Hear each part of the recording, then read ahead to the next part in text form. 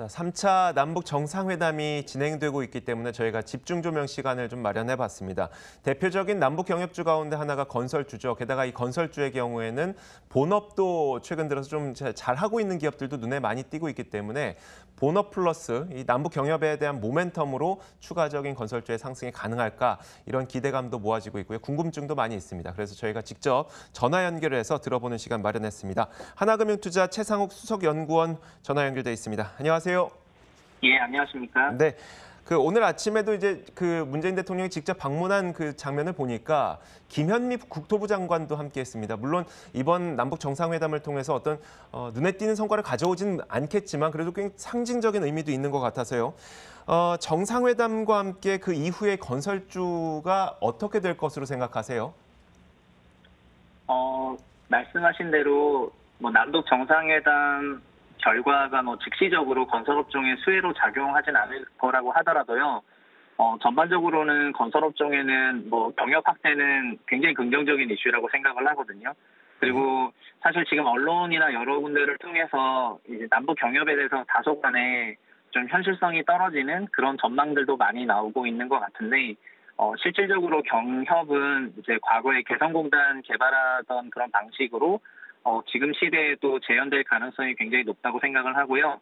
그 개성공단 재현되는 방식을 같은 경우에는 이제 남한 내 공기업이 토지를 이제 조성하고 그거를 남한 기업들에게 약간 낮은 가격에 분양을 하면서 이제 남한 기업들이 그 분양받은 땅에다가 공장 짓고 이렇게 이제 사업을 하는 그런 형태인데요. 이런 게 좀 종전에는 100만 평 시범 사업만 됐는데 지금 잔여 공단 부지 700만 평 이상 남아 있고 그리고 개성시가지 확장 공사도 1,200만 평 이상 가능하기 때문에 이런 부분은 이제 국내 건설 업계에는 건설 수주 규모 증가로 내년에는 좀 기대해 볼 만한 것 같아요. 그래서 그 금액이 적지 않기 때문에 건설업 쪽에는 전반적으로 수혜라고 보고 있습니다. 내년을 기대하신다고요? 내년에 바로 그게 좀 현실 가능성이 있어 보이시는 건가요? 그 착공 시기를 정확하게 네네. 예측하는 거는 사실 어렵지만, 네. 지금 사실 그 남과 북의 협의나 아니면 여러 가지 제재나 이런 부분들에 대해서 언제 해소가 된다 이걸 네. 전망하는 건 아니고요. 실무적인 관점에서는 이미 업무들이 상당히 많이 진행이 되고 있거든요. 그래서 그런 준비들이 돼 있는 거하고 안 돼 있는 거하고 좀 다르기 때문에 저는 빠르면 내년이라도 가능하다고 생각하고 있어요. 네. 실무적인 준비가 많이 되어 있어서. 네, 알겠습니다. 국내의 요인도 한번 좀 봐야 될 것 같아요. 부동산 대책이 최근에 나오지 않았습니까? 사실 네. 여기에 대해서는 평가가 다들 제각각이기도 하지만 일단 공급이 늘어날 것으로 전망이 되고 있기 때문에 건설주에게는 긍정적일 것이다 이렇게 말씀하시는 분들도 있는 반면에 어쨌든 정부에서 부동산을 계속 잡으려고 하는 것은 건설주에게 그렇게 썩 좋지 못한 환경이기도 하다는 이야기도 있었어요. 어느 쪽이 더 합당할까요? 저는 공급이 늘어나는 부분이 건설주에 긍정적으로 작용하는 게 좀 더 영향력이 있다고 생각합니다. 왜냐하면은 그동안 작년에 6.19 대책부터 8.2 부동산 대책 그리고 그 이후에 지속적으로 내왔던 부동산 대책들은 대부분 다 금융규제, 대출규제 관련한 정책이고 근본적으로 공급을 늘리는 정책이 없었거든요. 그러다가 올해 8.27 대책에서 처음으로 이제 주택 공급을 늘리겠다는 그런 정책을 발표했고 이제 그게 아마 9월 21일 날 발표가 될 것으로 이제 기대를 하고 있습니다.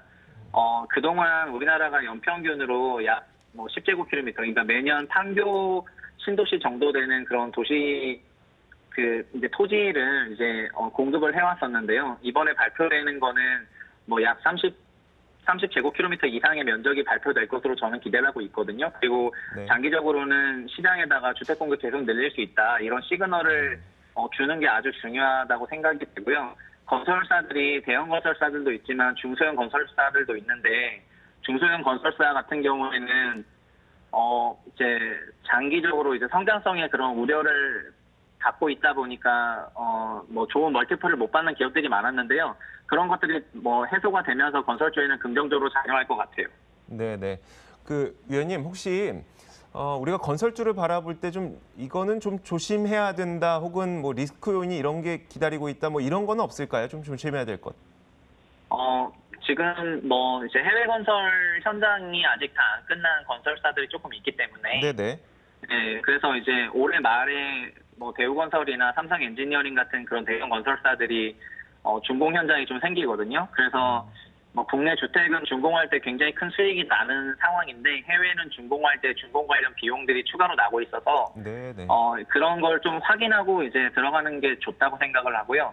국내를 중심으로 하는 건설사 같은 경우에는 여러 가지로 지금 뭐 내년도에 대한 국내 건설 경기라든가 아니면 지금 이미 주택가격 올해 상반기에 좀 많이 올랐었기 때문에 뭐 정비사업 물량 내년에도 이제 좀 지속해서 나올 거로 기대가 되고 그리고 정부가 9월 21일에 택지 공급 계획 발표하면은 장기적으로는 경기도권 신도시들이 추가로 생긴다는 거기 때문에요. 이런 부분 고려하면은 국내 관련 건설사들은 좀 적극 매수할 만한 타이밍이라고 봅니다.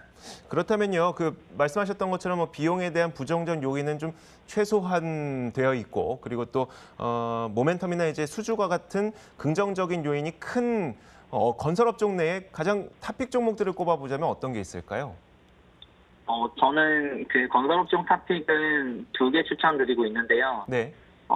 그 HDC 현대산업개발하고 그리고 GS건설 이렇게 2개를 탑픽으로 추천을 드리고 있고요. 그리고 차선호주로는 현대건설을 말씀을 드리고 있어요.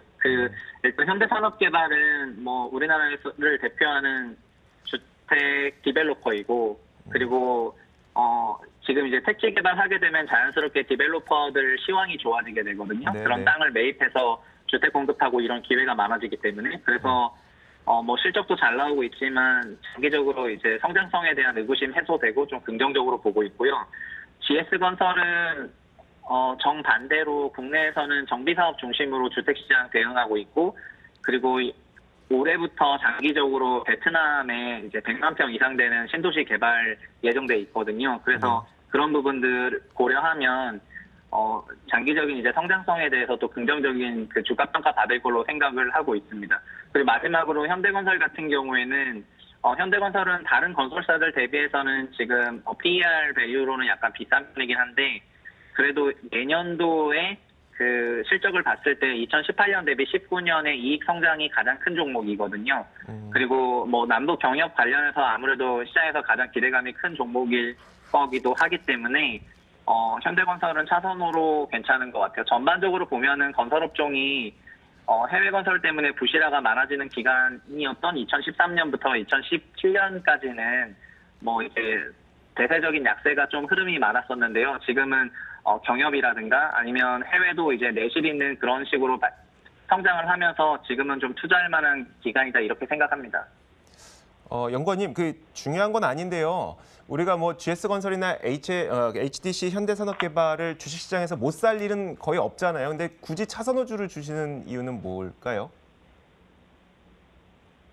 그 차선호주하고 차선호주를 네네. 말씀드리는 거는 네네. 이제 그 비율 배분 차원에서 말씀드린 겁니다. 네네. 네, 알겠습니다. 네. 자, 오늘 좋은 말씀 감사합니다. 지금까지 하나금융투자 최상욱 수석연구원이었습니다. 고맙습니다. 예, 감사합니다. 자, 이어서 저희가 시장에 대한 평가와 함께 그리고 또 남북 정상회담이 우리 증시에는 또 어떤 영향을 미치게 될지 바로 이어서 블로크 이동훈 대표와 함께 이야기를 나눠보도록 하겠습니다. 나와 있습니다. 어서 오세요. 예, 안녕하세요. 네, 반갑습니다. 연초에는요, 예. 남북 경협주만 올랐었어요. 근데 그 당시에 이제 많은 분들이 했던 이야기가 아니 디스카운트가 해소되려면은 이제 삼성전자와 SK하이닉스가 올라야지 왜 남북 경협주만 오르냐 뭐 이런 평가가 있었거든요. 자, 오늘 시장에서는 남북 경협주는 좀 이렇게 그 지지부진한 가운데 삼성전자, SK하이닉스가 올라요. 그 현상을 반영하는 걸까요? 일단 이제 시장에서 경협주 볼 때 이제 두 가지 관점이 네네. 있거든요. 그러니까 우선 이제 현실적인 상황, 그러니까 과연 이거 자체가 남북 정상회담이 모든 것을 해결할 수 있겠느냐라는 어떤 현실적인 상황이 이제 쉽지 않다라고 보는 시각이죠. 그러니까 전체적으로 볼 때 결국엔 비핵화라는 단계를 결정될 수 있는 건 이제 미북 간의 어떤 관계 개선이 만들어져야 되는 네네. 상태이기 때문에 그러니까 북미 회담 전에 이 결과물이 나오기 어렵다라면 경협주가 이 상태에서 바로 반영된 상태에서 추가적으로 올라가기에는 좀 어렵다 이렇게 보는 시각이 있고요. 반대되는 시각도 물론 있습니다. 이건 이제 기대감에 의한 어떤 시각인데 어쨌든 경협이라는 결과물 자체는 최소한 도출하지 않겠느냐. 이번에 또 이제 경제계 인사들이 대거 같이 네네. 올라갔잖아요. 그러니까 같이 올라갔기 때문에 어느 정도 투자에 관련된 어떤 그 밑그림이 그려질 가능성이 높다라고 보는 시각도 있거든요. 근데 지금 당장은 과거의 어떤 그 남북 정상회담 이후의 어떤 주식시장의 어떤 흐름을 한번 보시면 네. 주식시장에서 과거 데이터 이렇게 봤을 때 남북 정상회담 이후에 주식시장이 대체적으로 좀 약세를 보이는 그런 경향이 좀 있었거든요. 지금 보시면 1차, 2차, 3차 이후 다 그러네요. 보시면 대체로 좀 하락했습니다. 물론 저 자체는 좀 모순이 있습니다. 왜냐하면 저 시점 이후에 대체로 글로벌 증시가 하락했어요. 남북 정상회담이 고점을 만들어냈다라는 것은 아니고 그 이후에 이제 대외적인 환경의 영향을 받았다라는 거기 때문에 근데 어쨌든 투자자들은 이와 같은 징크스도 또 똑같이 반영해서 보거든요. 그래서 경협주 중심으로는 일단 좀 재료가 피크점에 일단 다다랐기 때문에 매도 후에 다시 또 북미 정상회담 이제 이슈가 좀 불거질 때쯤 다시 또 접근하는 이런 식으로 좀 단기적으로 접근하는 방식이 나온 게 좀 문제가 됐던 것 같습니다. 네. 어떻게 될까요? 그러면 앞으로는 외국인들이 남북 정상회담 그리고 남한과 북한의 관계 개선에 대해서 어떻게 판단을 하면서 어떤 종목들 위주로 좀 들어오게 될까요? 일단 이제 기준이 뭐냐에 따라 네네. 다른데요. 그러니까 외국인들이 보는 남북 간의 관계 개선의 종점, 그다음에 이제 우리나라 사람들이 보는 게 좀 다릅니다. 그러니까 외국인들은 비핵화를 기준으로 보거든요. 네네. 그다음에 이제 국내 투자자들 같은 경우는 종전선언 플러스 경협 네. 이 두 가지 이슈로 보기 때문에 좀 다른데, 그러니까 외국인이 만약에 전제라는 상황이 된다라면 현실적으로 이제 북미 간의 관계 개선까지 나아간 시점이 돼야 이제 본격적으로 움직일 그렇죠. 가능성이 높거든요. 그래서 현재 시점에서 외국인들이 적극적으로 매수한다라고 보기는 어렵고, 다만 그게 만약에 현실화된다라는 전제로 간다라면 결과는 이제 한국에 관련된 디스카운트 요소가 상당 부분 해소가 된다라고 볼 때 결국 한국 증시 자체가 붐업된다라고 판단할 가능성이 높거든요. 그러니까 네. 우선적으로는 시가총액 높은 종목들, 그러니까 여기서 이제 1, 2위 종목 해당되는 뭐 삼성전자라든가 SK하이닉스가 또 동력을 얻을 가능성이 높고, 다음에 현실적으로 유엔 제재가 풀리게 된다라고 했을 때 북한 관련된 개발 산업에 이제 다양한 어떤 자금이 투입될 가능성이 있다라고 보는 시각이 우세하거든요. 네네. 그럼 거기 관련된 섹터들 가령 뭐 철강이라든가 건설이라든가 뭐 이런 어떤 업종군들이 또 관심을 가질 가능성이 있다라고 봐야겠습니다. 네, 알겠습니다. 자, 사실 남북 정상회담만 중요한 것이 아닙니다. 사실 우리가 여러 가지 큰 이슈를 또 앞두고 있었어요. 추석을 앞두고 있고, 그리고 그 추석 연휴 기간 동안 미국의 금리도 인상이 될지 지금 준비가 되어 있죠. 과연 우리는 어떻게 봐야 될지 첫 번째 이슈 화면으로 만나보도록 하겠습니다.